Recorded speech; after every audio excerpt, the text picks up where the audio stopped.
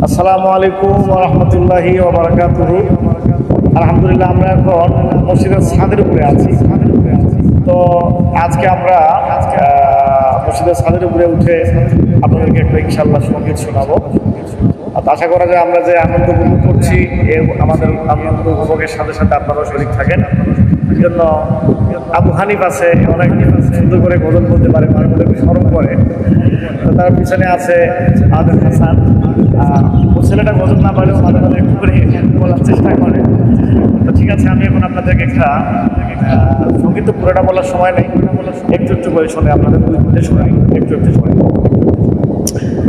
জন্ম আমার নবীর যুগে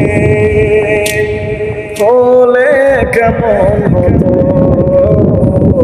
জন্ম আমার নবীর যুগে হলে কেমন হতো, দুনয়নের রাসূল পাক দেখিলে কেমন হতো,